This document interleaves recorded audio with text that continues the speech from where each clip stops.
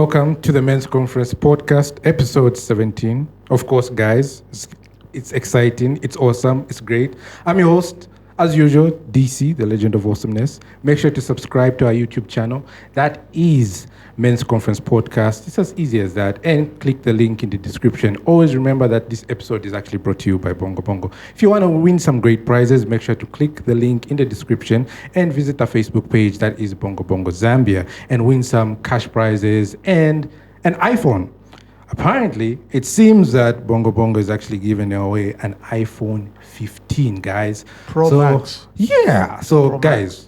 You wouldn't want to miss out. So what you have to do, just click the link in the description and get to open an account with our link. It's as easy as that. That is Men's Conference. So as usual, I am joined by my two musketeers, as usual. That is Laz and that ranting guy. And today, I have Jito Kayumba in the building. The man himself. The man himself.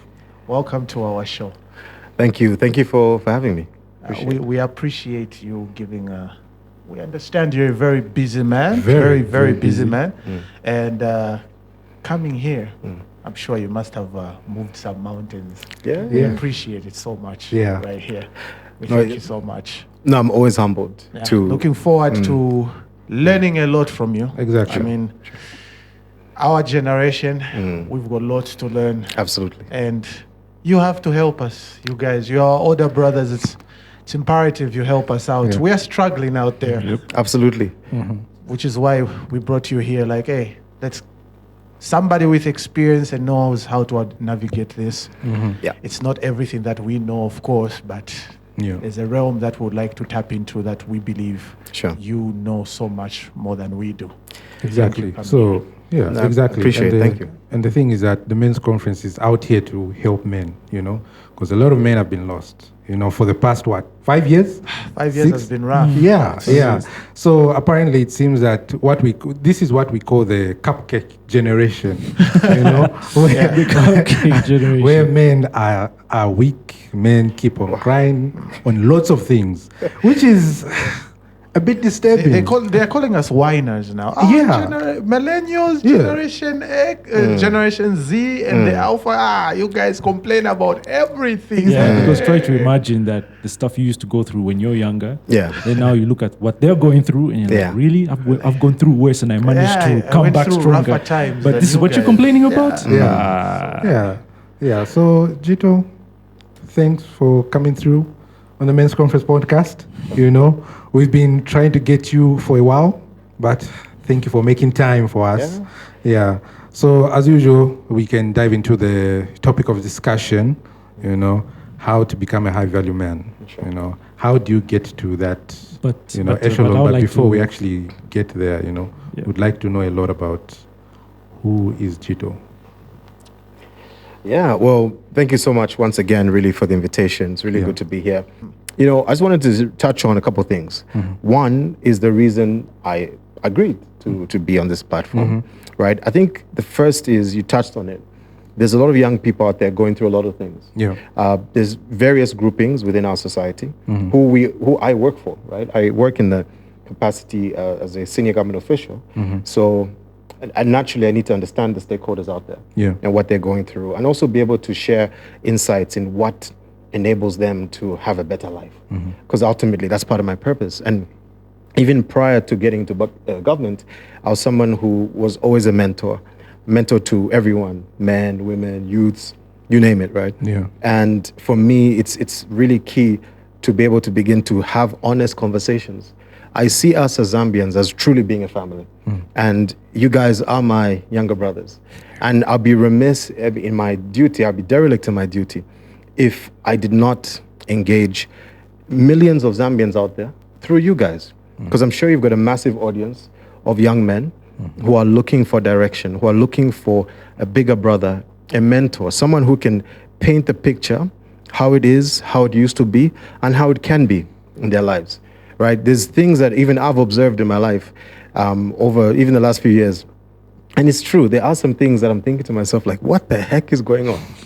Battles you see on social media, battles among the genders, battles among various people for various reasons that are in my view, not particularly necessary. So we can shed some light. I think we have some time together today, where I'll shed light on ways I think we can overcome some of the difficulties that people are experiencing, particularly from the perspective of young men. And why is it necessary for us to address young men in particular? Obviously, we're part of society, right? But at the same time, I must mention that this is not about isolating or favoring men.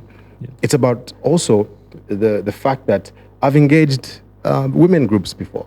I was recently at a Women in Business Forum, right? There's nothing wrong with that. No. I was at a She Leads event, nothing wrong with that. Today, I'm speaking to young men, and that's also fine, right? And also, there's, young people and so on and so forth. So, going to your question around who am I? What am I about? One is I'm a proud Zambian. I'm somebody who was born and raised in Lusaka, but spent quite a bit of time in Ndola as a kid. Yeah. And maybe I could touch on a few things that oriented me into the type of person I am today in terms of my mindset, in terms of my goals, in terms of achievements. So when I was pretty young, my parents had split when I was probably around 3, 4, somewhere there.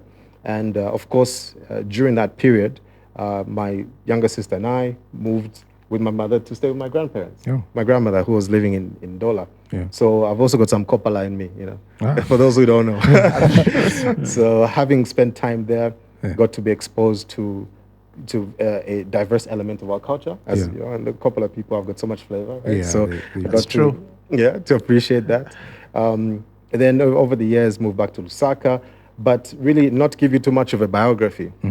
But more on just what I'm about.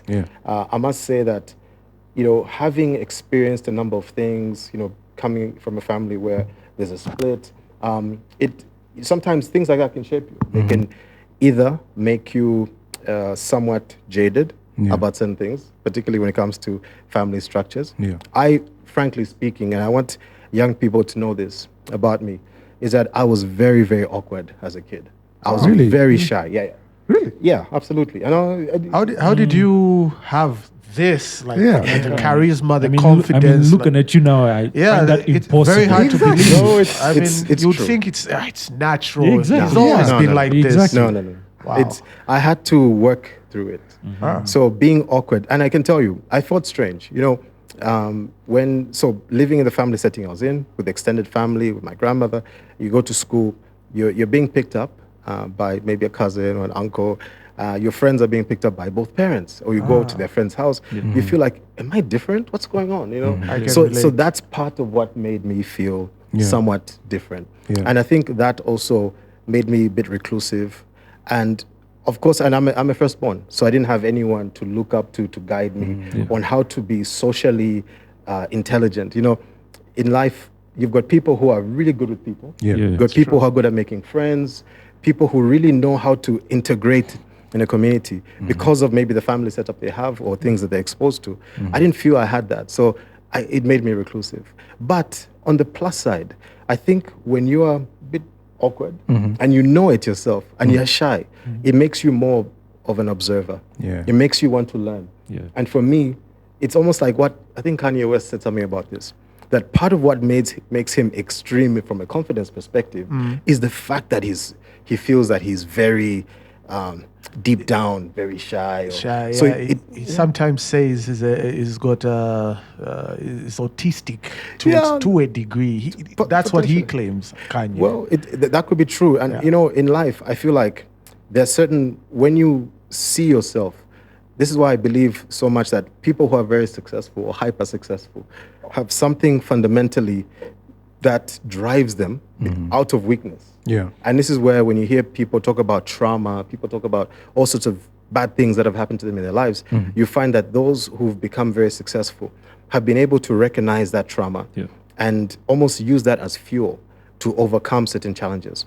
So for me, I was very deliberate in wanting to be around people who I thought were charismatic, people who I thought were socially intelligent, who knew how to engage. I mean, look, as a young kid, you say, I was a 12-year-old boy and you have your first crush and you don't know how to go about speaking to her, and you realize that the only way I can achieve that is I see a certain friend of mine who's very good with girls, for example, and I would associate with them and just and then over time, confidence starts to build because That's true. you start to put yourself out there. You start to realize that, okay, what is my strength?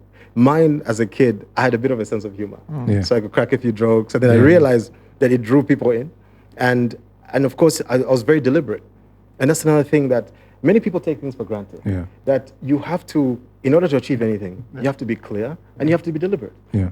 So part of, again, coming out of a shell, it's recognizing that, one, this is not a good status quo. And I think I want to layer that into part of my advice to young people out there, young men in particular, is that if you really want to achieve anything, recognize why you want to achieve it. So part of my drive to want to have confidence, to want to be or elevate my status, if you will, I recognize that now I don't like this person I am at this point in time.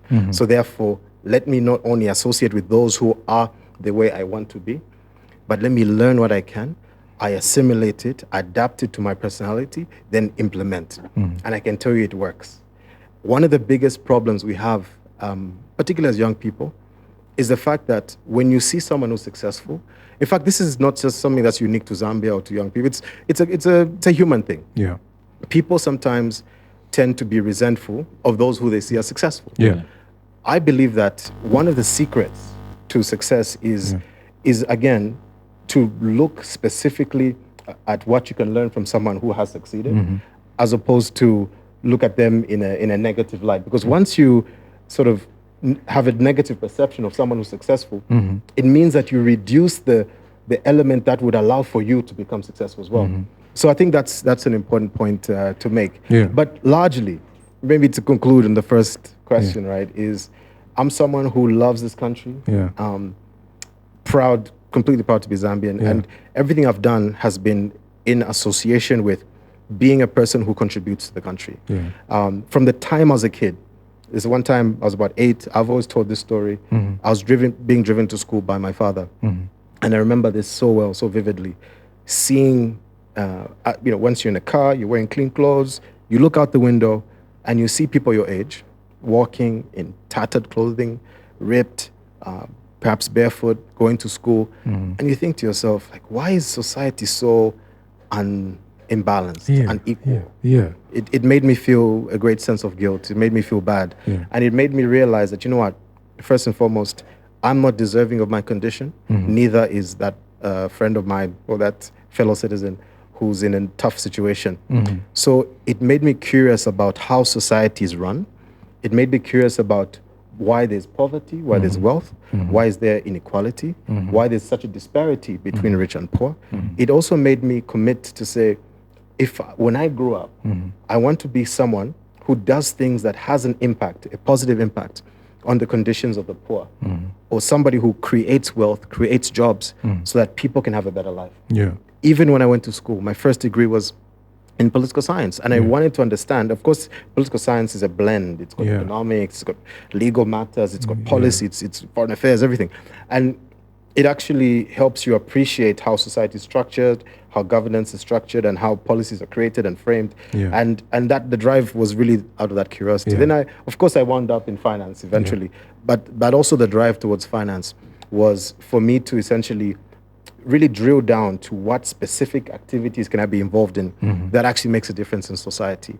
So that's ultimately what my life has been about. Oh, okay. So even building a successful business with some partners, a company called Kukula Capital, which became one of the leading venture finance companies in Zambia, invested in numerous companies that created jobs, over 2,000 jobs, created wealth for those who invested. And then also the segue from me being that frustrated businessman who saw government as a hindrance to growth of business, and me deciding that, you know what, should there be an opportunity to serve in a public sphere, that I'll take it up. And it so happened that, the president appointed me in the role that I'm in. So that mindset has continued. The effort, the need, the desire to do things that contribute to the country, to the welfare of fellow citizens. So really, in short, that's who I am. That's what makes me. That's amazing. I like that. I and really love that. You mentioned about, is it trauma? So do you think that every man needs to go through something difficult and like have that sense of, okay, I went through this, Yes. and I need to use it as a way of as fuel to get where I want to be. So do you think every man should suffer, or Yes. Oh, okay. I'll tell you one sad reality that people, let me tell you, I know why people don't like motivational speakers, right? Yeah. Because they tell you that everything's going to be okay. Yeah. That you do one small thing and then success happens. Exactly. People have to be factual, truthful, realistic, and guide people in a way that's practical. One of the elements I believe is absolutely have a strong mind, a positive mindset. That helps a lot. It's a key ingredient for anyone to be successful. But at the same time, you need to go through struggle. Trauma is literally a prerequisite to success, especially great success. And I dare say that the greater the trauma, the greater the success. Everything in life has that level of, bipolarity, if you will. Let me give you a couple examples, right? I go to the gym, and the guys who I train with, they talk about how if you want to build muscle, if you want to be strong, you need to have Tear resistance. muscle. You have to tear muscle, right? Absolutely. And you tear muscle by lifting heavy weights. The heavier the weight, the more the muscle will develop over time. Obviously, you do it gradually. So for me, I look at gym or muscle training as a perfect analogy for trauma and how difficulty translates into growth, into strength, into success. And to me, I look at not only my own life as being one where, I'll share a few things without, some things are, not easy to talk about, but I'll share them for the benefit of the people who are, going to be watching this, so that they recognize that regardless of your condition, you can get out of it and even better and stronger. I'm a big believer. I'm a Christian. So I'm going to pull this back here. I hope it's okay. Right? It's cool. My producer told me The sound. it's okay. Oh yeah? You sure? Okay, Yeah. cool. So I'll touch on something. I'm proud of the fact that I'm a Christian. I'm proud of the fact that I'm a massive believer in God. He's been a huge factor in my life. Yeah. When I felt lost, the first person I turned to is God. I get on my knees anytime there's difficulty. Till this day, I turn to God. And going back to your question about trauma and the need for it, is recognizing that, trauma comes in various forms. It could be, of course, the loss of something you value. It could be just being faced in financial difficulty. All sorts of, it comes in various forms. But the fact of the matter is, it's recognizing that that traumatic event is not an event that you ever want to ever happen again. Yeah. And you essentially want to create the right conditions to essentially have a more stable or successful situation. I'll give you a couple of thoughts, examples of how I've observed successful people over my life. I've always gravitated to people who were better than me. I never like to be in situations where I'm the most superior. Yeah. I like to be around people who are way more advanced, whether it be intellectually, whether it be, you name it, financially, and so on, because I learn. And if I'm in a situation where I'm always the dominant one, then it means I'll build some level of complacency. I'll think like I have arrived. Exactly. But I need to continue to thrive. And every single time I associate with these people who are successful, you find that they all have a story of a time when this happened, they lost this, or they felt the pain and the indignity of poverty. And they decided that, you know what, I will make something work for my life. I've got a child to feed, a family to feed. And that fear, and going now, touching, maybe creating a bit of a formula around trauma and fear and pain being a very important aspect of succeeding. Trauma certainly does create a level of fear of feeling pain again. Yeah. Fear is a very important driver towards success. Very important, because I'm afraid of not accomplishing certain things. And that fear, it actually, it's almost physical. I'm afraid of not doing things that creates value for others, or fear of disappointing those that I love. I'm a family man. I've got people I take care of, and I have I have this thing in my, and fear and love have a very close relationship. It's true.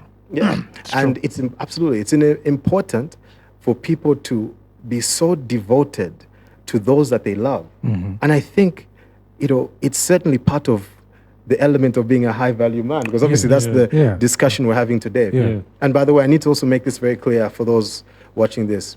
high value is a very relative term. Yeah, it is. And no one should just look at high value as purely a financial thing. Yeah. That, oh, because it's rich is high value. No, no, high no. value. It should always be like, I've met incredible high value people in villages. I love going around this country. Yeah. I go to, I've been to Mansa, to Kasama, to Kawambwa, to Chipata, to Solwezi. I go everywhere. And I enjoy it because I, again, learn from many people. I met this one fisherman out in Wapula. He's a headman, and stays in a village. He's got his wife. He's got his field. Of course, also goes to fish at the river there, just off the Kalonguishi River. And the way he's so stoic, he's so clear with who he is. He's got a massive family. To me, one of the biggest forms of wealth for me is children. Yeah, Children, that's true. Yeah, children true. are important. Yeah, they are. And also, having a loving, supportive wife.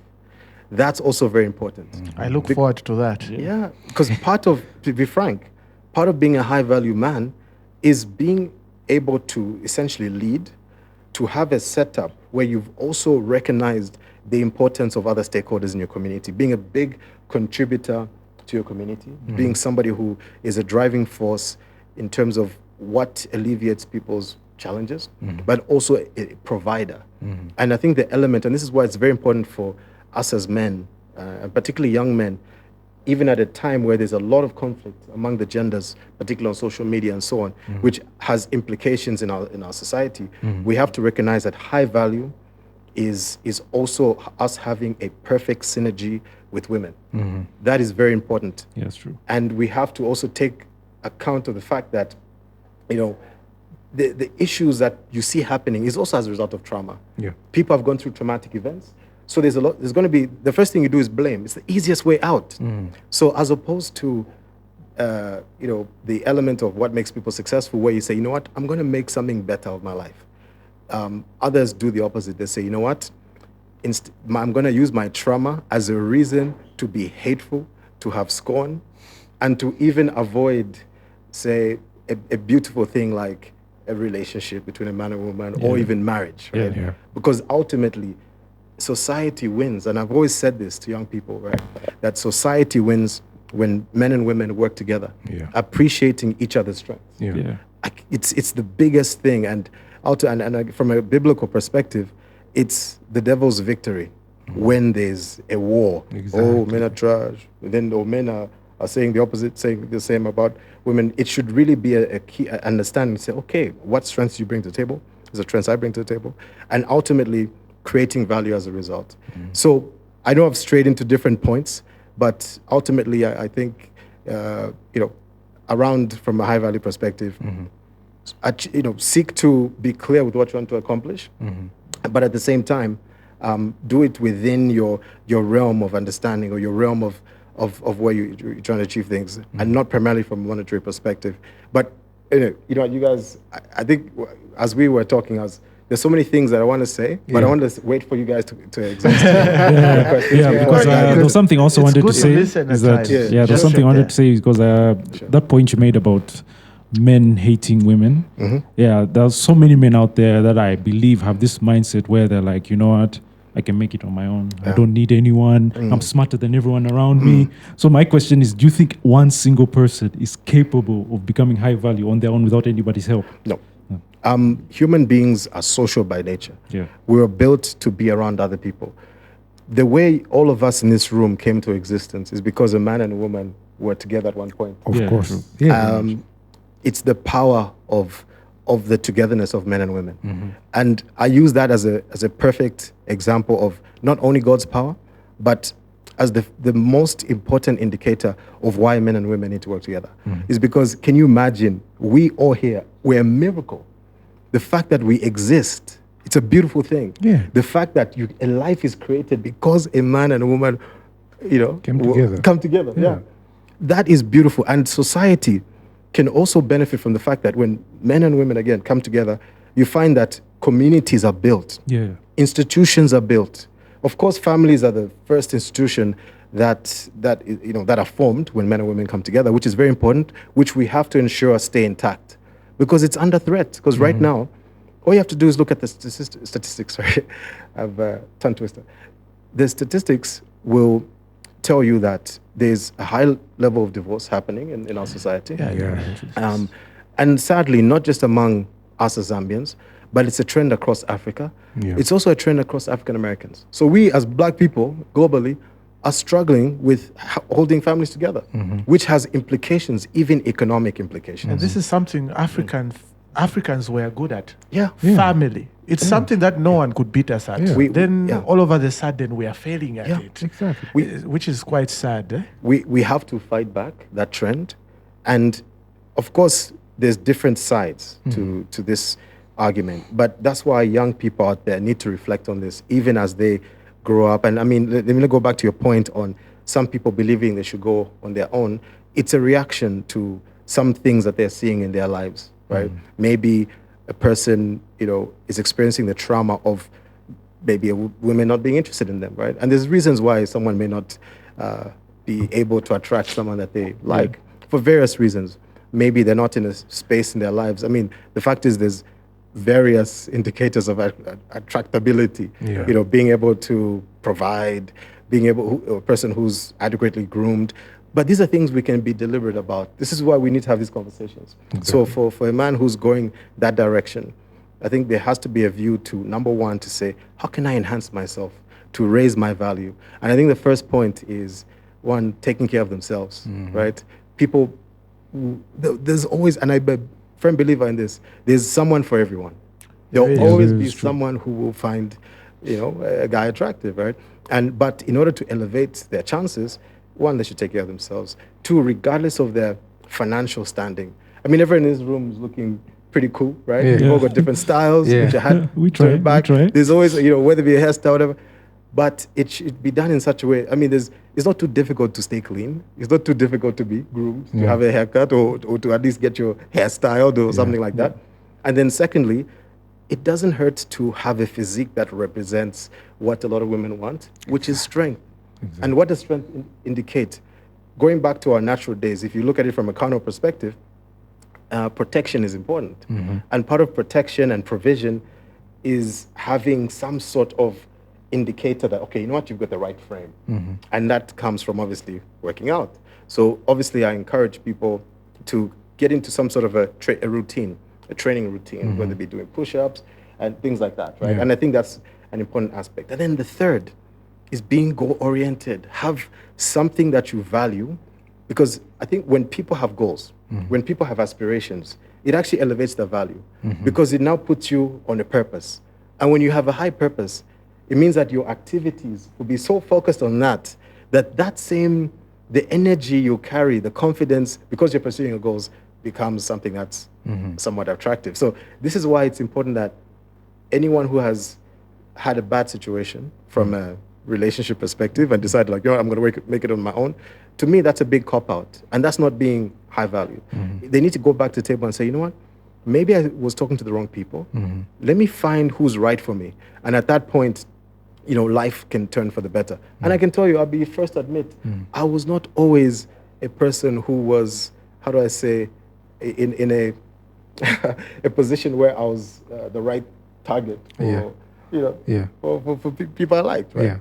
I went through a loner period, but it's okay. It was a period. I was learning and so on. Of course, things changed, but I think the things I've shared, without having to go into too much details, are sufficient for people to recognize why they need to not go at it by themselves. They certainly need to recognize the importance of having women in their lives. You said something about you have to get out of your shell, right? Yeah. So do you think that, and this is something that ranting guy had brought up a while back, he made a video about introverts. Sure. Yeah. So do you think a man should be an introvert if he wants to succeed in life? Because there's some men out there that say, no, I'm an introvert. I don't want to go out there. I'll just focus on me and whatnot. So do you think men should be introverts? Yeah. Do you think it's really important because they're extroverts and introverts? So absolutely. There are people who, by virtue of their personality, there's things that make us who we are as people. Yeah. One is nature. Yeah. It's how we're born. It's in our DNA. Yeah. And the other is nurture, which is our environment. Yes. What are we exposed to that makes us have a certain personality? As I said before, right, saying that there's certainly there's not only someone for everyone, there's also something for everyone. So when it comes to what you want to succeed in, I know multiple successful extroverts as well as successful introverts. Really? So the answer is not a firm yes or no. Yeah. You know, and that's the beautiful thing about life. It's very dynamic, that we are all different. You know, all of us in this room and those who are watching this, just first of all, just look at the fingerprints. We are all different. Every human being is different. Yeah. So there is no one way. There are multiple ways. So from a personality standpoint, there isn't a specific personality that can lead to success. And again, success is so relative, right? Success can be based on, okay, who's got a stable family? I consider that success. Who can feed themselves? You could be staying in a village, but you catch fish, you grow your maize, you bring your family together, there's love. That's success to me. Of course, there's also the success of financial success, where you have got a profitable business, you've built a big net worth. Obviously, that's one form of success. So the things that drive people towards becoming successful, I think, have to be seen very broadly. But I'm a firm believer that, one, if you're an introvert, that's okay. Especially in line with, but see whether or not being an introvert is useful for the line of business that you're in or your occupation. Yes. Because there are some times when you have to be an extrovert. But there's also people who are both. There are people who are natural introverts, but when it's time to perform, they show up strong. Whether it be doing a pitch, whether it be doing a presentation or addressing people, but you find that after they're done, they go back to being an introvert. So it's all about understanding each, and the reason I mentioned the fact that we're all different, it's about understanding each person's individual goals and how they want to utilize, their own capabilities in order to achieve something. Yeah. So yeah. Oh, amazing. That ranching guy, you wanted to say something? Yeah, I feel like in today's time, we are so obsessed in trying to be unique. Yeah. There are people out there like, I'm not sure, maybe in the Western world, but we hear celebrities say, oh, I'm an introvert, I'm autistic, so on and so forth. Almost like you're adding some flair or glamour to a certain personality profile, you know. So I've met people, you know. I'm not saying people shouldn't be proud of who they are and what their personality is, but there are others you can even tell you're not an introvert. You're just trying to sound cool. I don't like to talk to people. You know, I just like sitting by myself. There's one guy who was trying to convince me he can stay by himself. And I tried once. I was just in the house for 1 week, never went out. I'm like, not sure if that is quite healthy. You know, like, if that's what being an introvert is, then I'm sorry. That's a really bad thing. You know, like, what were you doing by yourself for 7 days in the house, not stepping out? No, you know, I would just watch my movies, read my books. I'm like, I don't think that's what people meant out here. Yeah. But you know. And you find they write on Facebook. I don't know. You are on social media.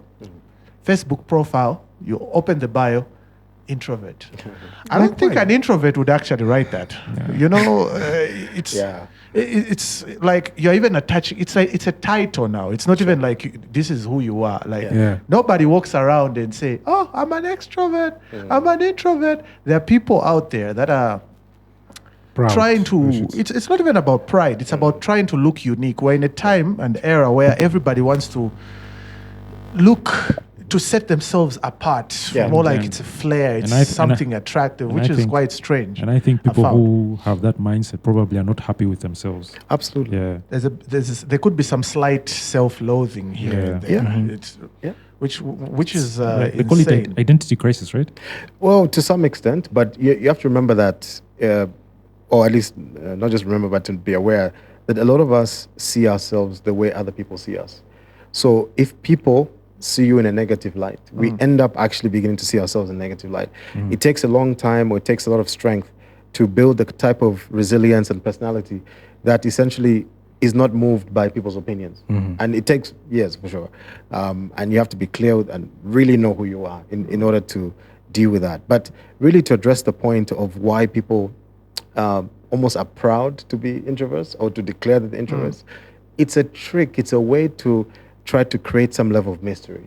You know, like when you see celebrities wear shades, right? Like dark sunglasses. It's to say, you're not going to see all of me because I'm going to... Yeah, you just had to. Yeah. No, it's a way of saying that I'm going to hide certain aspects of myself so that everything else is left to the imagination. Because the imagination could elevate people. Yeah. So if a person is pushing an agenda or narrative that they're an introvert, they're actually trying to say that I may have a lot of things in me that are lacking. So in order for me to elevate my value in your eyes, I will make myself scarce. Because one of the laws of economics is scarcity raises your value, right? Yeah. And it's true that it does, right? So overexposure is not a good thing as well. Yeah, true. Yeah, so you have to have a balance. Everything in life should be balanced. So there really is no one way or the other. But the fact is, being an introvert should be based on the fact that some people literally just have peace in their own solitude, their own silence. But when it's time to relate to people, I think it's important that a person is genuine, a person is respectful. And again, we're not straying from this topic of being high value, right? A person has to have some sort of relevance in a community. And if a person is removing themselves from a community, it's like another way of giving up on life. Yeah. I actually like that. I once explained it in a way that some people, I don't know if they found offense or whatever, I was telling them, like, look, being an introvert in today's time, we are simply saying, if we were, let's say, 3,000 years back, okay, when we were still hunter-gatherers, people, men traveled in groups to go search for whatever they want to hunt. And the reason they traveled in groups, first, you need company, you need somebody to talk to. Secondly, you're stronger in a group. In case an animal comes attacking you, when you're by yourself, you're very vulnerable. So I was explaining it to them, like, look, you never go outside. There are people in today's time. I binge Netflix the whole day. Like, bro, you never go outside. You never talk to people. Yet you are angry that you don't have a girlfriend. But and we all know women like men who are good at being social creatures. You can go because they equate being social to being resourceful. You to be resourceful, you need to talk to somebody. Because if you're always hiding, it kind of limits you. Absolutely. So I was telling the guys, sorry, I'll let you. I was telling the guys, like, look, you're a hunter. Your friends in a group went like in the morning to go hunt. Then that day you're like, okay, I need to get out of my cave. By yourself. Now you don't know where the water is. You don't know where the fruits are. You don't know where the lions are. So you're just wandering by yourself, navigating the world by yourself.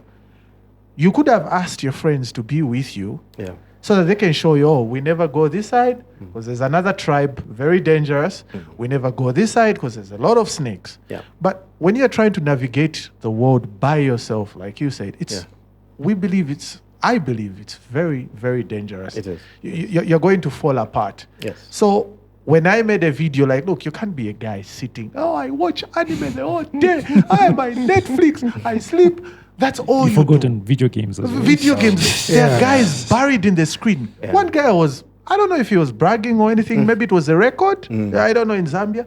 I played FIFA with some guys from the US online for 48 hours straight. Wow. I'm like, yeah, do you have friends? No, I do.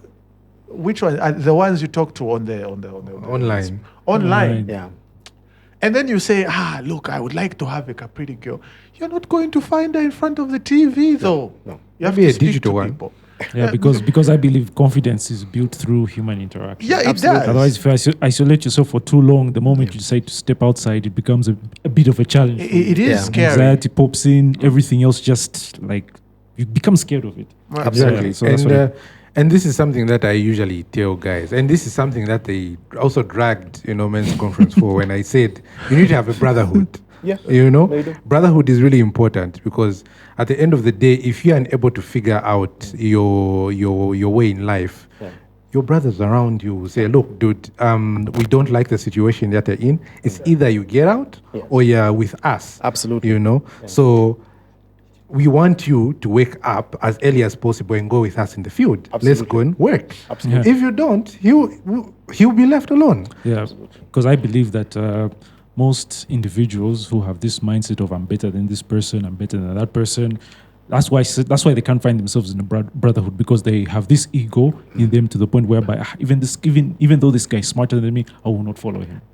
Yeah. We had a friend, me and DC, not sure where he was. And the sad part about this is that this guy was the type that believed whenever he steps in a room, he's smarter than everybody. Okay? He's smarter than everybody. And you could have, we had a WhatsApp group where we just used to talk about entertainment, film, music, so on and so forth. I don't want to say his name, he might be watching. I'm still wondering who you're talking about. I think you will remember. He had this tendency of, in that group, we would be like, you know what, guys, there's a new movie coming up. Let's all go as a group to go watch. It's going to be fun. Everybody will be there. Yes. And everybody would agree, oh, yeah, no, let's do this. And him, you'll be like, no, I'd rather be alone. Okay, I don't like being around people. He said it in a way like, you just proud. hate people. Yeah. Okay? Yeah. And then there was a time he went through, I'll just call it a scandal on social media. Okay? A lot of people, ladies, kind of outed him. I don't know what he was telling them in the DMs.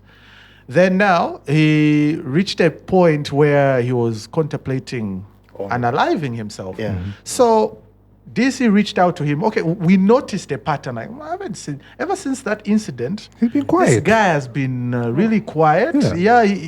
He may be silly, but hey, he's our silly guy. Yeah. Let's talk to him. Yeah. So now he's there. No, I've just been by myself. I've been last week. I just wanted to just end it. Then we're like, now you see why you need people around you. Exactly. Okay? Like, imagine if we just thought like, okay, since that guy is very silly, he doesn't like people, let's not even call him. Let's just be by himself. So, we have certain people out there that believe the high value issue. A lot of people are mistaking this. They think being high value, since I'm doing fine, I got that job now. Yeah. The group I was with, No they're longer. they're trying to get their best, but we never succeed at the same time altogether. We never rise at the same time. Now I'm high value. These guys they're below me. You exclude yourself from that. Now you are El Solo Lobo, which is lone wolf in Spanish for some reason, which is quite sad in our generation. We're becoming more individualistic. Absolutely. I fear that, actually. No, we have to work more together. But I will touch on a couple of things.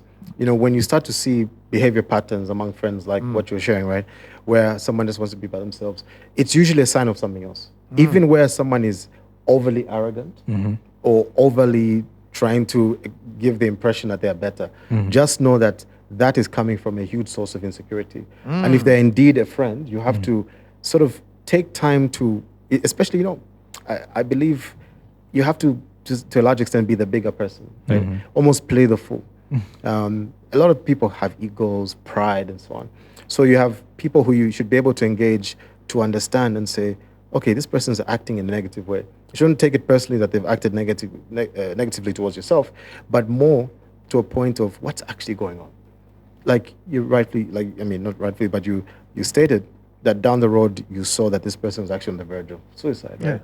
Which we never want. Never want to see a situation where someone is in such a mental health crisis that they have to do that. It's one of the biggest acts of cowardice that can ever happen. So it's necessary to engage people in an understanding way.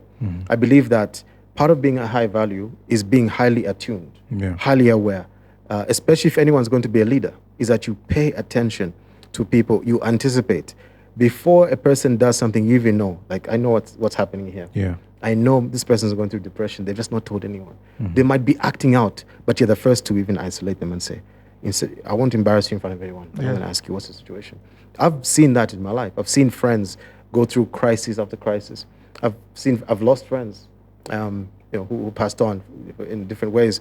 And it's taught me compassion, that it's okay to be compassionate. It's okay for us to have conversations amongst each other, to appreciate what's going on in your life, recognize that men typically are affected by various factors. One is certainly finances. Yeah. You know, when you're financially distressed, it does negatively affect you. So it's necessary to be aware of that. Two, obviously, popularity with ladies, right? Yeah. When someone struggles in that area. And then also just being adaptable into a situation. Yeah. And of course, there's various things. So I think it's important to have that. And then there's something that I was reflecting on when you, as you guys were speaking, which I thought is very interesting and super important. I think from a community perspective, also recognize that as you rise, so let's isolate from a high value perspective, if your goal is to make a certain amount of money or achieve a certain level in your job, in your business, recognize that even in the context of being with other people, there are people who will not like your success. And that's true. And that's part of the difficulty. You touched on the question on struggle and trauma as a way to reach success. On that journey, say you find your purpose, you find your goals, you find your method, and you're starting. And then you start to... There are times when, as human beings, we all want to be able to relate to each other. Like, Yeah. okay, we're the same. Yeah. But when someone actually starts to stand out, it's human nature. And that doesn't mean that the person is weak. Yeah. There's a natural inclination to have envy for that person. And also maybe, and of course, anyone who's pursuing high value should also not be rubbing their success in people's faces. Yeah, true. They should ascend, but in a way that maybe includes their friends around them. Like, I'm a believer that when you get to the top, send down the ladder because you know the way so that others can come up. Yeah. I'm a big Exactly. believer in that. But at the same time, I need to put this out there. And again, life is so dynamic. There's no one answer to everything. So even though we're trying to move together as a pack, there are people who you eventually have to let go of because they can be that dead Dragging weight. force. Yes, Yeah. that can drag you backwards. And there are people, I mean, I've known people in my life who, when I decided that I was going to go into private equity, the voices of, you never succeed, you never make it. Then I'm thinking like, he's not the friend I should have. Negativity. Yeah. Exactly. And I don't need to be with this friend. And then down the road, more things start to happen, people putting in spanners in your way, because if you achieve that level of success, it will breed insecurity among those who miss the old you. Yeah. Yeah. They miss the version of you that maybe was broke or maybe was unemployed. And you know, I believe that people who behave like that, I don't think it's about missing the old you. I think it's the fact that the more successful you become, the more they realize that they're not doing enough. Absolutely. To reach your level. Themselves. So Absolutely. it's envy. So they look at you to say, wow, Jito has reached this level? Yeah. And I'm not even on that level? How do I make sure I bring him back down? Exactly. Let me start You saying know? I miss the old version of Yes, Yes, you know, they exactly. start to like manipulate you, play Exactly. games on you and whatnot. Absolutely. And those are enemies of progress. Yeah. Yeah, You know? 100%. What you've said reminds me of what this Egyptian man once told me. He was telling me, you know, one thing I've noticed about you Zambians, he was very specific. I was kind of offended. You know, I'm like, okay, yeah, but sure, let me listen. You know, one thing I've noticed, most of you, there's this slight timid mindset with you. Like, you never really believe in yourselves, like, I can do it. Yeah. You know?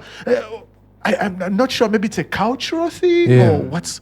Usually, most of my Zambian friends, every time like, oh, guys, we need to invest in this business, everyone is like, you know? And immediately I do it, then everyone is like, how did you do it? You know, there's that...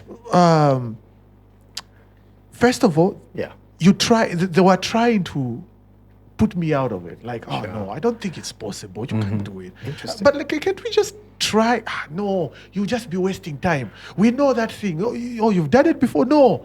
They would even lie, I know somebody who tried it and it failed. Yeah, but that's them. Maybe they used the wrong format on doing something. But this is us, you know? So it kind of marries down to when I understand when somebody isolates themselves, like, okay, these guys, you've been great. Yeah. We But were broke deuces. together. We played football together. Yes.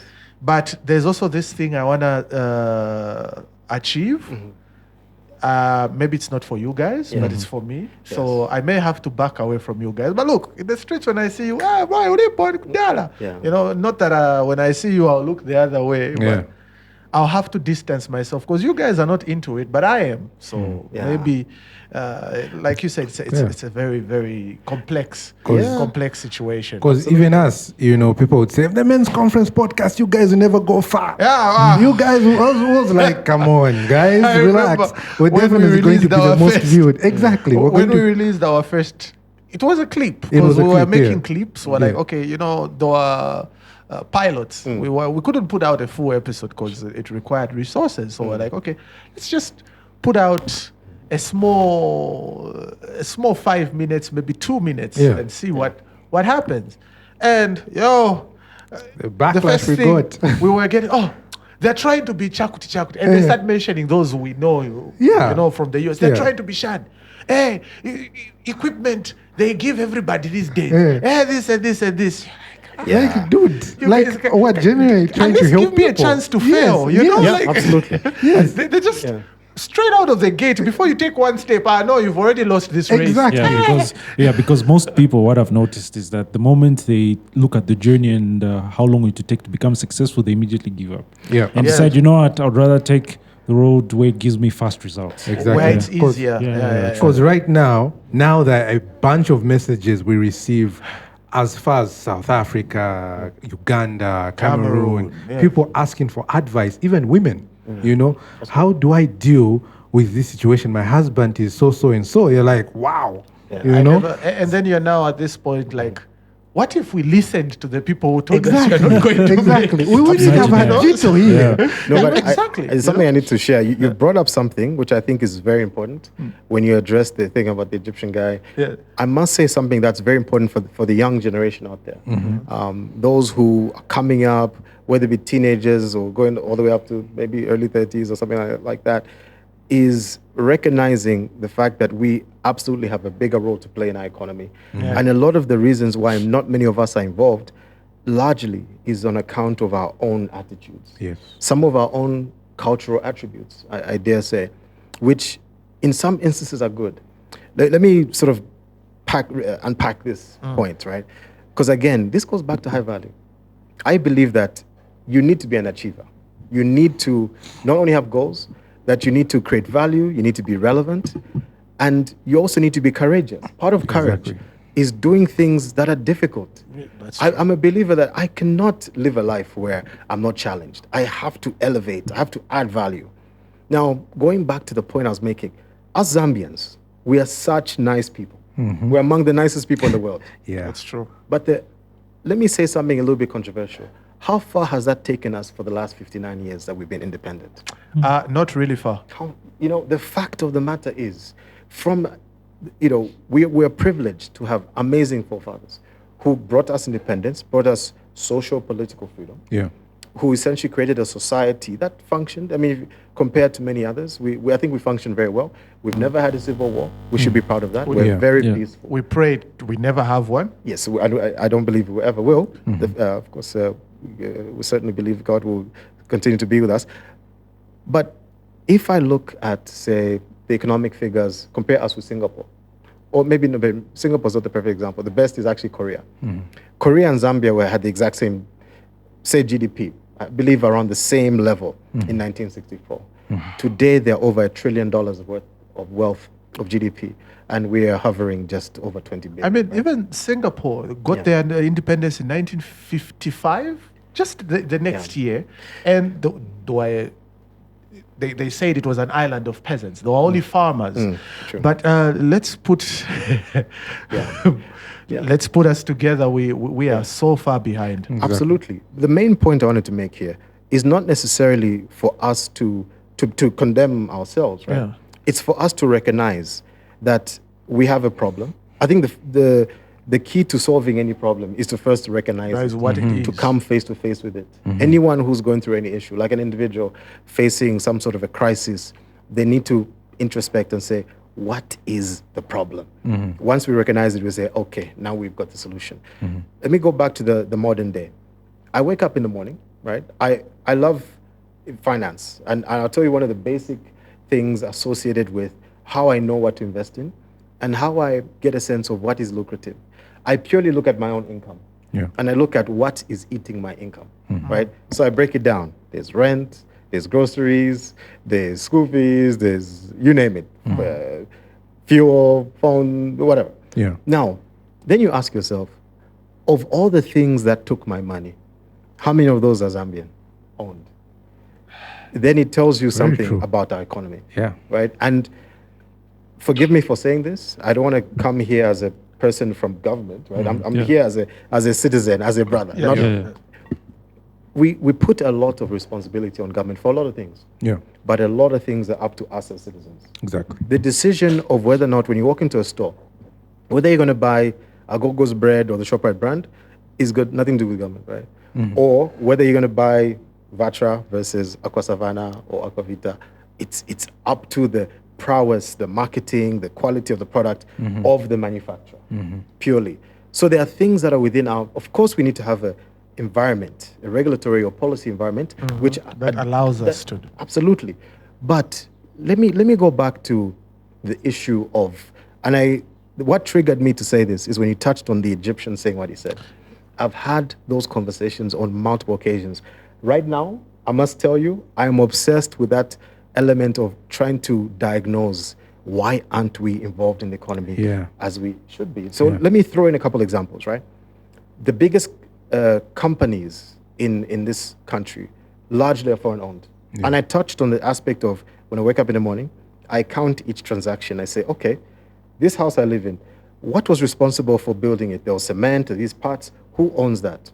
Most likely Chilanga Cement. You look at the shareholding structure, it speaks for himself. I go to my fridge, I go to the pantry. The things I bought, whether it be at ShopRite or Pick and Pay or Choppies, I ask myself, who produced it? First of all, who earned the money that I paid for this? Obviously, it's that corporation, ShopRite or whatever, right? Look at the shareholding, it speaks for itself. Look at the products on the shelves. Look at, you go to the filling station, you pump gas, ask yourself, who owns that? Yeah. You go load talk time in your phone, ask yourself, who owns that? Yeah. Every activity, people on Netflix the whole day, burning, how do I say, productive time, ask yourselves, who produced that? We need to create more value. Exactly. And a lot of it is based on our own, and in fact, I would need to mention one more thing, is that even government is a representation of the people. Yeah, it's true. That government comes from the people. It comes from our communities. The saying that charity begins at home is a very important one. That anyone who eventually became a permanent secretary or a minister or whatever came from our communities. We need to start building people with a certain mindset. You can't have perennial complaints all the time, blaming, pointing fingers at others for problems. Let me go back to the aspect of foreign presence. And again, I need to make this clear. We as Zambians are very accommodating and we appreciate those who've emigrated into our country. Yeah. We welcome them. But let me tell you something that's a reality. I spend time not only among corporates, big companies, which again, largely are foreign owned, but I also, and again, it's not illegal. If you go to any other country, you also have foreign owned businesses. But the same is true even at community level. When you go to the, say you go to a compound, you see those small shops, and you ask who owns it. I don't want to mention nationalities because I don't want to, get people talking about this in a negative light. But I'm trying to illustrate something that even in the midst of a lot of people oftentimes complaining about certain economic conditions, there are people who strive in this economy, who thrive, who make a lot of money. And you say, and it's at all levels, from community level to the high-powered sort of entities out there. We ask ourselves, but why are they doing well?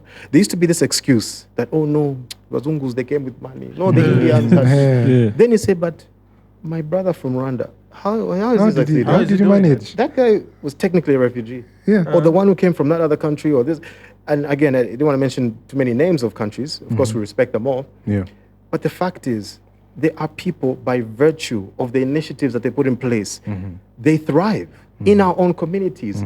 The funds that we have that we use to consume goods and services are often taken up by those who create value, who produce. We need to go back, we need to sit amongst ourselves as Zambians and say, what are we going to do to be participants in this? Exactly. This investment coming into this country, mining and so on. We need to ask ourselves, what do we do? You touched on the fact that the Egyptian was like, aware of our risk aversion. It's like, hey, you guys, how come you're not interested in being involved in stuff?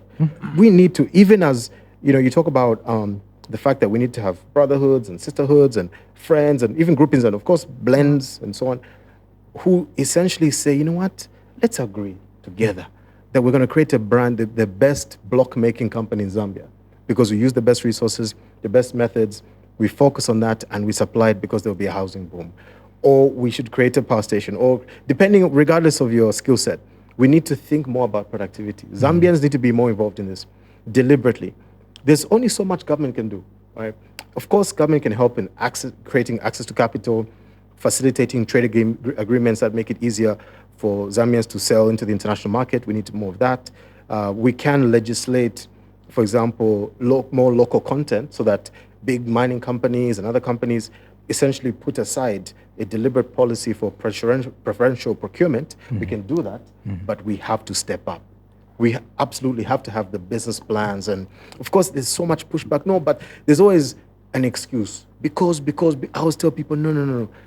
If somebody came as a refugee with hardly anything, and I've heard the excuse, no, the UN gives them money. I know the numbers. It's not that much. It's not. You know, it reminds me, somebody posted, I think that was last year, 2023, yes. Somebody made a post, I don't know if you guys saw it, saying like, look, there are foreigners at a shop right by your corner in your street. Yes. All right? They opened it they open at 6. Yeah. Zambian has the same shop. Today we had gone to a shop, same shop. Guy opens it 2:11. Yeah. You know, like where's your assistant if you think if about there? the person who opened a shop at 6. You are opening at 11. How much have they made so far from 6 to 11? Yes. You're already hours behind that shop that opened. Exactly. You know, and this is coming down to just high value. There are men out there, there are people out there that just don't want to add value to themselves. They just don't want to do the hard work. And then when others do it, then they'll be like, no, uja timuziva uja. Banko bake bali mu government. So ndeba na muchaira. How do you know that? And that's the thing. I know my connections. You know, coping like mechanism. Exactly. You know, it's a coping mechanism. You know. So and from just men individually, that impacts society. Then it impacts as a country. Then you all look like your GDP is so small. But at the end of the day, then you look at these so-called foreigners, how they are doing so well. My mom always says, if you are so poor, why do you have so many people from outside the country coming here and starting businesses they could have started from there? Yeah, Absolutely. So there is no excuse as a man, like if your friends are making it, then there's something you're not doing by yourself. I mean, think about it. It's very embarrassing that other foreigners are able to make money in your country while you are unable to do the same you're thing. a passenger in your own exactly, bus. Exactly. You don't even want to push, you know. No. All you want to do is just sit and complain. That's the thing, and that's what is called. That's why you're called a weak man, because a weak man always complains, always points the finger at other people to say, no, like you said, like he's got connections and whatnot. So at the end of the day, as a man, you need to sit down and analyze yourself. Look at yourself in the mirror, and say, am I doing the best as I can? Look at yourself in the mirror and ask yourself, if I was a girl, would I date me? You know? So at the end of the day, at the end of the day, many guys actually like to complain, to say, no, the reason why she dumped me is because I'm broke. Okay, why are you broke? What is it that you're doing in life? Are you ambitious? You know? Your friends out there from different countries came into your country to open shops as early as even 5. You know, sometimes they even close as late as 22, 23. You know, but you 11 hours today.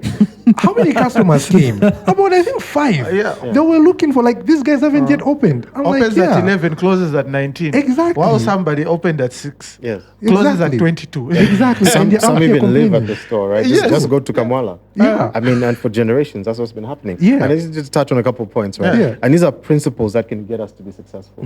One is definitely, let's have a stronger work ethic. Let's work, if it means working longer hours, so be it. Let's not be afraid of coming out of our comfort zone, of being, you know, no, but that's too much pressure. We need to get out of that. If we want to compete in a world where other people are thriving, and I need to mention this, about Indians, right?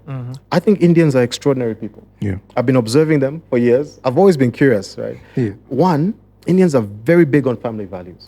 Just go to any community, Indian community in the world, you find that. And some, I used to think, I'll tell you a story, right? When I was a kid, I had a crush on an Indian girl. And she told me, listen, I like you too, but just know that this relationship will never go anywhere Yeah, because I can never marry someone who's not of my people. Yeah. I realized that that's because they respect their culture so much that they look at preserving it. You preserve it by, marrying within the community, within the culture, and where there's an involvement of the community, the parents, they know who each other are. Yeah. And they strengthen even their business empires through these interconnections, these marriages. Yeah. So they create that pathway for connections and so on by saying, okay, if this family marries this family, then we can structure something where this family controls all the import and exports of cooking oil. This one controls logistics. Okay, they're together. Of course, there are many other elements, but that's very important. And even when we talk about charity beginning at home, you can see how well a community does or how well a race of people does purely by family values. And I think that's very important. And the results speak for themselves. Globally, the Indians are dominating. You look at the CEOs of the biggest companies in the world, from Google to Microsoft to you name it. And of course, holding very high positions in governments in the UK and other places. Yeah. It's a beautiful thing to see. Some people would take this from a resentment perspective. Maybe have some jealousy.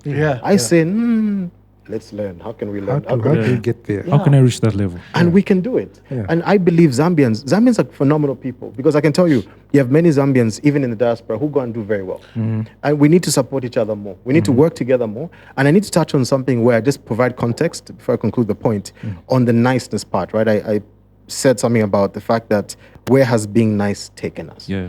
There's nothing, and this is not to suggest we should be bad or we should be mean or rude.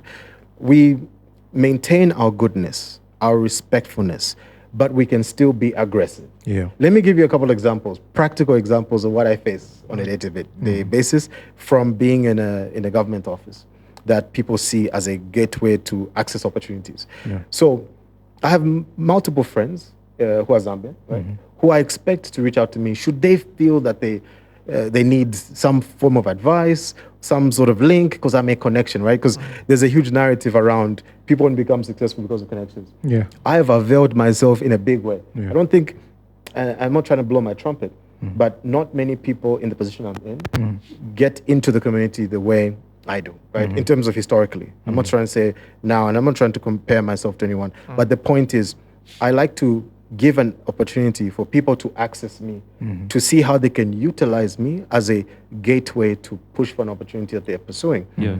90% of the time, it does not happen. There's no practical sort of effort to access me or to utilize me as a link. Yeah. Yeah. Let me give you two scenarios. Scenario one, when I get a phone call from a person of Chinese origin or Indian origin or anyone who's not indigenously Zambian, you find that there's a level of aggression in pushing. Mr. Kayumba, I need to see you. I need to blah, blah, blah. There's consistency. There's almost, how a Zambian can say pressure, pestering. Yeah. But I've recognized something. A foreigner will see me as just a guy who works in a government office, who is a stepping stone for them to get something else that they need. Yeah. Because they see themselves as being, first of all, they have an incredible self-esteem. Excuse me. Yeah. Yes, sir. Yeah, they've got an incredible self-esteem where they'll call with such confidence. And you even feel it. You even feel more compelled to be like, okay, let me listen to this person. Yeah. Clearly, they carry value. Yeah. Then you find that they are so maybe specific about their ask. Yeah. That it's easy to even facilitate because they've done so much work, so much homework, that if it just means connecting them to a peers or something, or give them some sort of, or if they need an audience, then I can say, okay, this we can do. Provide guidance. Next thing you hear, they've launched a plant, some, whatever, manufacturing facility, or opened up a new business. And you're like, wow. Now, the difference is true from when my own beloved brothers and sisters call me. I have friends who I'll bump into ShopRite. I'll give you an example. And they'll say, Jito, I've been wanting to see you for so long. I know you're a busy man, And they start to pitch to me right there in ShopRite. And I say, hey, my brother, you got my phone number. Yeah. If this mattered to you, how long have you been burning to see me? It's been 6 months. If you did not call me 6 months ago, my honest view is that this does not matter that much to you. Yes. The emotion of seeing me was the only motivator to come pitch to me. Yeah. I say, get your act together, call me. I will bend over backwards to help you because you're my people. The point is, if I were to just do a numerical comparison between those who call me and put pressure on those, so foreigner versus Zambian, you actually find that the vast majority are foreign. Not because we favor them, no. It's because they apply more pressure. Because they don't care about being nice. This is why I wanted to touch on the point of the niceness aspect being a very big inhibitor. The over consideration. Oh no, like even this, the apologeticness. Yeah. I know you're busy. I'm sorry for calling you. I'm like, if your goals matter, you've got children to feed. Yeah. You've got things to achieve, and you're sorry. No. I want you to call me with a greater degree of aggression. Yeah, true. Jito, this is, first of all, I work for all of you. Your taxes, they pay my salary, right? Your votes, they elect, our bosses, right? So the point is, we work for you. So call us with some clarity, have some intention, and make your demand. If we can't help for a reason that is based on our limitations of our offices, then we'll convey, we'll tell the truth. I like to be a person who is frank with people. Say, no, this I can't do. I'm actually limited. I actually don't have the mandate, but I know someone who does, and I can refer. So the point is, we have to do that. Oftentimes, it's limited to the view that, first of all, we're seen to be these big people. This one is a big man, so I need to call him and give him too much Godlike. But the fact is, it should not be like that, because I'm not, right? I'm a servant. I'm an individual, like any other human being. I'm in a role that is not obviously forever. It's a short-term thing. And sooner or later, I'll be back in the business world, right? So, but the point is, it's absolutely necessary that let's be more aggressive in pursuing our goals, regardless of who you're calling. Whether it be a minister, whether it be a special assistant or a PS or whatever. Have clear intentionality. Don't be afraid of persisting. I'll tell you something else. The final point on the nice side and how we sometimes cower. Somebody calls me once, and 90%, by the way, because of the office I work in, the environment, so State House is a highly restricted environment. You don't carry your phone into a lot of rooms, cabinet room and other rooms. Now, because of that, if I leave my phone in my office, my phone will ring, and I won't answer. Someone will call me once, and you hear 6 months later, that guy was saying you're a bad person, sayanka my phone.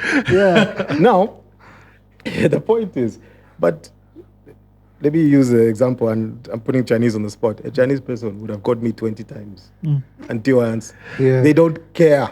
That pride is not there. Because, even when you find somebody that has called you 10, 11 times, you tend to think like, this must be an emergency. Yes. This person is desperate. That's why they've called me Absolutely. multiple times. But when you call once, maybe you just wanted to say hi. Exactly. Because I used to see a statement online all the time that says, be aggressive with your goals. So I thought it meant like working harder, but now that you've explained it, at least now I have It makes sense. It makes sense. I think maybe I should have not been too offended for what my Egyptian friend said. But like you said, where you're talking to somebody, you're kind of bowing down to them. I'm very busy, bossy, Shan. I think that's what he meant in being timid also. It makes you look weak. You cannot look weak in any, because look, like you said, business is a very competitive place. Show weakness and you're gone.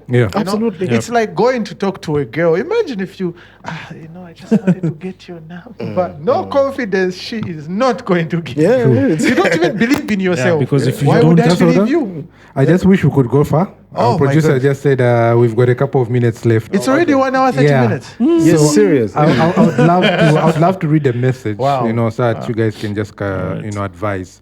So it says, here it is. Hide my ID. 24 years. I'm 24 years old man from Lusaka. I have dated a girl for 3 years. She is far from the parents. She is living with relatives who can't even support her. She always wants me to be there for her like a parent. That means when she needs anything for school and other stuff, it's me to provide for her. I'm now getting worried. Any advice, please? Please advise me.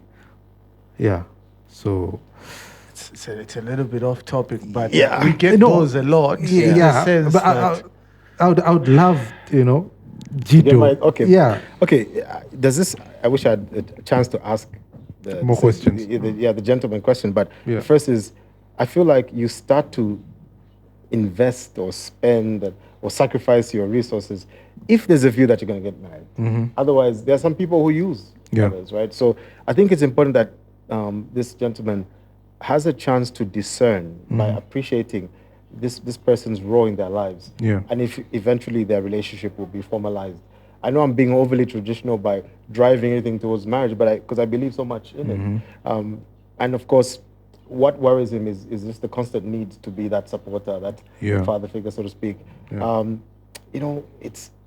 It's a tough one, but really just to conclude the point is let him discern whether or not is this the person that he is intending to Marry. be with, and to a large extent, he's 24. Yeah. And how did he say how old she is?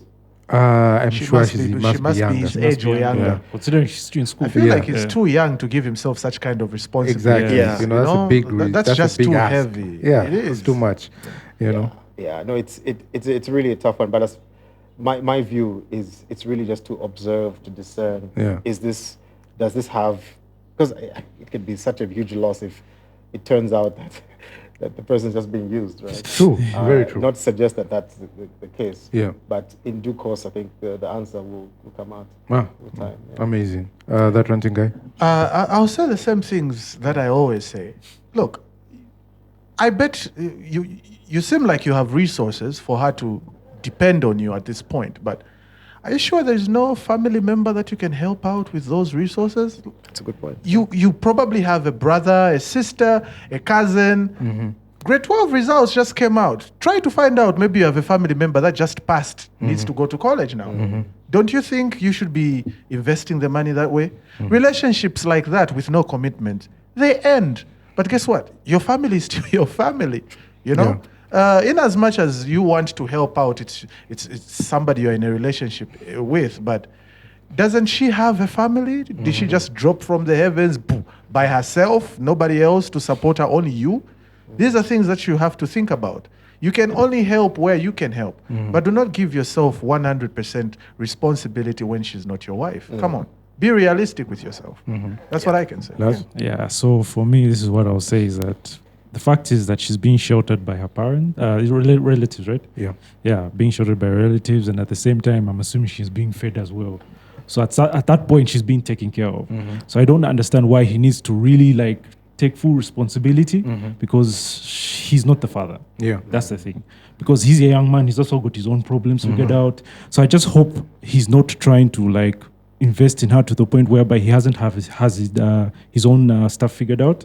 So yeah, so if he's able to simultaneously support both of them at the same time, cool. But not to the point whereby he's neglecting himself. And what was I even about to say? I just had it just right there. Yeah, the mic took it away. Yeah. To the point whereby now he's putting her needs first before his. Yeah, exactly. Yeah, so what he's doing now is just setting her up to leave him. Yeah. Because now you have to elevate yourself while Yeah. putting her up there. Yeah, so that's True. what I'm saying. So for me, the thing is that he's a young man. I mean, like he said, you're putting her priorities before you. Not that it's a bad thing, but you are very young. You need to first discover yourself. It's part of being a high-value man. You need to sit down and say, okay, what is it that I want to achieve in life? Because there are so many men out there that are very young that have been trying to achieve their goals, but because they've been achieving someone else's goals, but they've never been focusing on theirs. So at the end, they tend to fail, and then that person they've been supporting ends the relationship with them, and then they tend to cry foul. So at the end of the day, you first need to look at yourself to say, look, what is it that I'm lacking in my life? In how many years should I become what I want to become? How many years have I given myself? So you need to sit down and say, okay, let me put God first. Let me put myself family, friends, and then now you can now start focusing. Not that putting the girl last is a good thing. It's just that you have to focus on yourself. You know, you need to have a family around to support you. You need to have a brotherhood. So that is one thing that's important in a man's life. And then now you can now build your future with that same lady. If you've built yourself to say, okay, I can now take her to school. Sure. You know, if she hasn't gone to school. So yeah, that's one of my last words I would say. So any last words for anyone? I would say Jito. Jito, do you have any last words? Yeah, so for mine is just to really encourage, thank you very much. Mine is to encourage all young people in our country, and of course beyond, those who are watching this. I care deeply for young Zambians, but also, I'll be frank, as a black man, we exist in this world in a very difficult space. Yeah. Anywhere where black people are, there's racism, there's some level of, you know, the positioning in the social hierarchy is always at the lowest. We have to get to a point where we change our mindsets. We pursue excellence. People have once been triggered by me saying that, but the fact is we have to focus on that. Find our purpose, find our goals, work towards them in a practical way, in a daily where you're planning, you're engaging, you're learning from people, and not leaning on the negativity. We live in a world now where social media is so strong, but the things that go viral, the things that dominate the social media space are much more negative. It's coming into the psyche of our young people who are beginning to believe that they cannot succeed, that things are terrible. When those who have more of a positive mindset, who are associated with people who believe in, you know, certain programs of becoming successful, are thriving, are succeeding, that even in this day and age, we have a lot of difficulties right now. We have a currency in a tough place. Yes, the fuel price is high, different things are difficult, but there's still a lot of people thriving. Yes, we'll overcome these challenges. We have a big debt situation. We're sort of coming out of a negative economic legacy, but we are turning the page. And in the midst of this, it is necessary for all of us to start to recognize and to ask questions, not to shoot down or to bring down or condemn those who are not only successful, but those in positions of influence, but to start to move towards engaging, you know, talking to people who are in these poor positions so that you can be included. And I think, you know, that sort of being, you know, perspicacious, being aware is important regardless of where you are on the social strata. Whether you are in a very tough situation financially or whatever the case, avail yourself, give it a try. You've got nothing to lose. And we will succeed as a people, not only financially, not only economically, which is very important, but even socially. We have to start to see ourselves differently, start to build confidence, to build each other. Avoid people who pull others down. You know, you can't win by someone's failure. You can only truly win by recognizing and pushing your goals and working with people who can play a part in you attaining your goals. And a lot of people want to clout chase, to get attention, to get likes on Instagram, on Twitter, on Facebook, on any other platform by doing things that are negative. But actually, it draws negative attention. Of course, it draws attention by way of likes. But ultimately, you start to brand yourself negatively. Imagine I'm an employer and somebody is going viral because they're doing something negative. It gives temporary satisfaction, but already I'm seeing this person as not being adequate to be employed. It's a fact. That's how a lot of people see things. Some people lose business because they say, this person has such views that are toxic, which we can't take on as part of an organization or a business partnership or something along those lines. So let's think broadly about what we want to achieve. And again, the last point I'll make is let's stop this view of this new way of engaging with the opposite sex, which is very toxic. Everyone, there's a big battle. You know, this one battle of the sexes.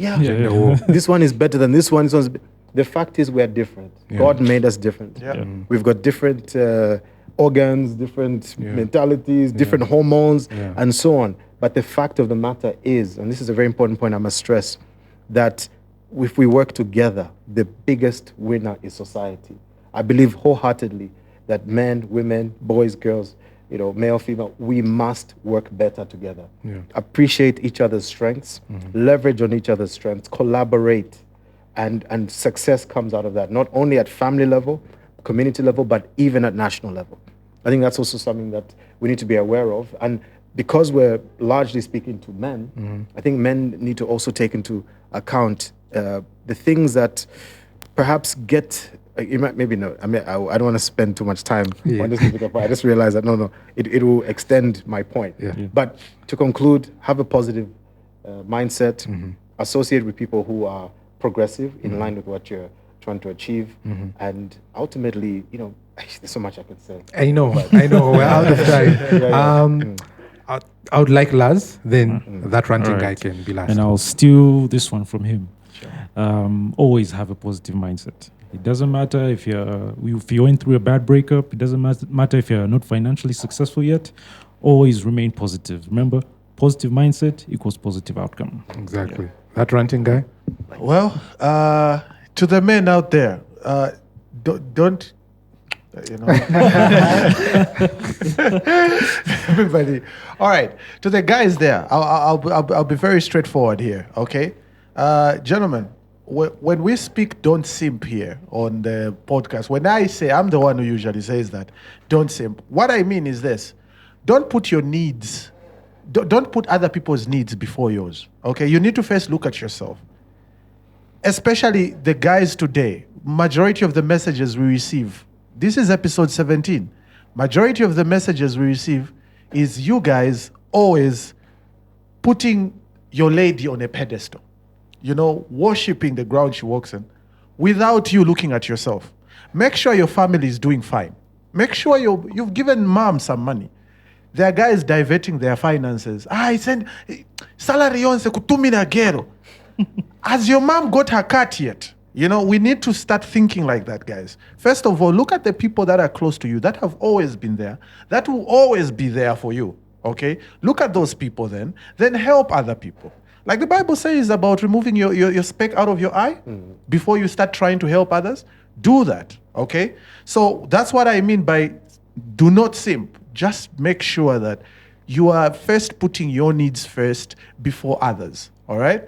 And then one last thing I'll say, this is a quote I found on the internet. I'm sure somebody will be able to understand. Yeah. This is what I'll say. We've talked about high value men and going through trials and tribulation as a man, going through trauma and overcoming that trauma and making it into a positive thing. So I'll leave you with this quote I found on the internet. Difficulties are not a formidable enemy, but a tool to sculpt the masterpiece of your nature. Perseverance will get you through any challenge and emerge stronger than ever before. Jito. You knew. That was nice. I saw it. I like that. Nice. I was checking your page and I like that. See what I did there, guys? No juice anyway. Okay. So anyway, we have to close the show. We have to close the show. It's been great. It's been awesome. As usual, I had Laz and that ranting guy. I'm your host, DC, the legend of awesomeness. And I had Jito Kayumba in the building. It's been great. It's been fun. It's been amazing. I loved all your points. I bet a lot of men are going to be shocked, like, Jito, on the Men's Conference podcast. I'm like, yes, guys, yes. So a lot of men are actually, more especially young men, are actually going to get a lot of points from what you said. So make sure, guys, to actually like the page, that is Men's Conference Podcast, and follow the page on TikTok and Instagram, and make sure to subscribe to our YouTube channel. And remember that Bongo Bongo is actually giving away an iPhone 15 Pro Max. So definitely go on the page and see how you can actually win that iPhone 15 Pro Max. And you can actually click the link. In fact, let's make it easier for you. You can actually click the link in our description below and then get to play some awesome games right there. And you can actually win that iPhone 15 Pro Max. So stop simping, guys. Stop simping. Be a high value guy, man. Be a high value guy. So it's been fun. It's been awesome. I'm your host, DC. Next time.